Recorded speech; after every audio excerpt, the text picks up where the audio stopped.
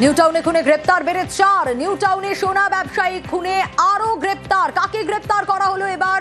অনুপের কাছ থেকে আরো ডিটেল নেব। অনুপ, এবার কে গ্রেপ্তার? আগে তো 3 জন গ্রেপ্তার হয়েছিল, চতুর্থ জনকে? স্বর্ণ ব্যবসায়ী খুনের ঘটনায় সেই খুনের ঘটনায় গ্রেপ্তারের সংখ্যা কিন্তু আরো এক বাড়লো। বিবেকানন্দ সরকার এলাই সোনাই কোচবিহার পণ্যবাড়ি এলাকা থেকে ইতিমধ্যেই তাকে বিধাননগর গোয়েন্দা শাখার পুলিশ গ্রেপ্তার করেছে। এবং এর আগে যখন ঘটনা ছিল একেবারে বেশ কিছু তথ্য পাওয়ার পরবর্তী ক্ষেত্রে কিন্তু 3 জনকে গ্রেপ্তার করা হয়েছিল। গাড়ির চালক ভিডিও তাকে যেমন গ্রেপ্তার করা হয়েছিল রাজু ঢালি, অন্যদিকে তুফান থাপা ভিডিওর বন্ধু, তার পরবর্তী দেখা যায় সজল সরকার তৃণমূল নেতা, তাকে গ্রেপ্তার করা ছিল। তাদেরকে জিজ্ঞাসাবাদের পরবর্তী ক্ষেত্রে কিন্তু এই নাম উঠে আসছে এবং ঘটনার দিন তিনি কিন্তু সমানভাবে উপস্থিত ছিলেন বলে এমনটা জানতে পারা যাচ্ছে।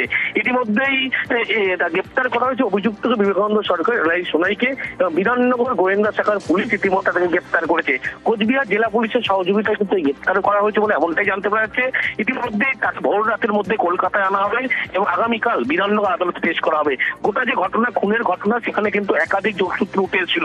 প্রথম থেকে 6 জনের একেবারে আরো একটা বিষয় তো জানতে চাইবো অনুপ, সোনা ব্যবসায়ী খুনে কল ডিটেইলসেও তো নজর রাখছেন তদন্তকারীরা, সেই বিষয়ে কি আপডেট পাওয়া যাচ্ছে এখনো পর্যন্ত? স্বর্ণ ব্যবসায় যে খুনের ঘটনা, সেই খুনের ঘটনায় যে 3 জন গ্রেপ্তার তাদের কল ডিটেলস কিন্তু যেমন নজর রাখা হচ্ছিল, ভিডিওর সঙ্গে কতবার কথা বলা হয়েছিল থেকে শুরু করে একাধিক তথ্য মিলেছিল। আর এই যে ব্যক্তিকে গ্রেপ্তার করলো বিবেকানন্দ সরকার এলাই সোনাই, তার সঙ্গেও যোগসূত্র মিলেছিল। তার পরবর্তী ক্ষেত্রে কিন্তু অভিযুক্ত হেফাজতে রয়েছে, তাদেরকে জিজ্ঞাসাবাদ করা হয়। সেই জিজ্ঞাসাবাদে কিন্তু মূলত উঠে আসে এই সমস্ত নাম। এর পরবর্তী ক্ষেত্রেই বিধাননগর গোয়েন্দা শাখার পুলিশের একটি টিম আগে থেকেই কিন্তু এই এলাকায় গা ঢাকা দিয়ে তারা রয়েছে এবং অভিযুক্ত গ্রেপ্তার করার কিন্তু তারা কৌশল করছিল।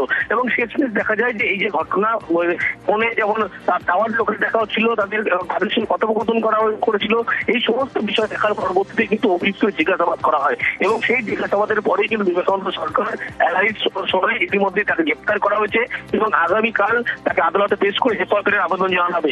আজ ভোর রাতের মধ্যেই তাকে কলকাতায় আনা হচ্ছে বলে এমনটাই গোয়েন্দা সূত্র মারফত খবর। একেবারে অনুপ, আরো ডিটেল নেব তোমার কাছ থেকে, সঙ্গে থাকো।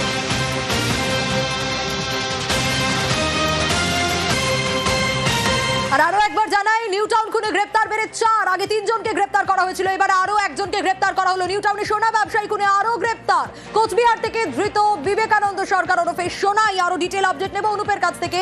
অনুপ, এই বিবেকানন্দ সরকার ওরফে সোনাই কিভাবে এই খুনের সঙ্গে যুক্ত, কি জানতে পারছেন তদন্তকারীরা? কোথায় কানেকশন?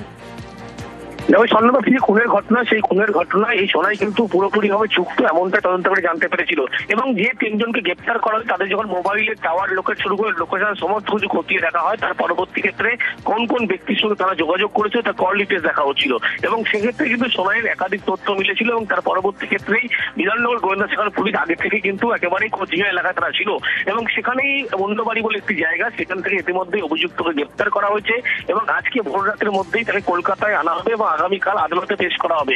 এরপরে নিয়ে কিন্তু তাকে জিজ্ঞাসাবাদ করা হবে মূলত ভিডিওর সঙ্গে তারা কতবার যোগাযোগ করেছিল, কার নির্দেশে খুনের ঘটনা ঘটেছিল, এই সমস্ত যাবতীয় তথ্য পেতে চায়। সেই কারণেই কিন্তু প্রথম থেকে বলা হচ্ছিল এই ঘটনায় 6 জন জড়িত রয়েছে। একেবারে গোটা বিষয় খতিয়ে দেখছেন তদন্তকারীরা অনুপ, আমাদের অবশ্যই নজর থাকবে পরবর্তীতেও।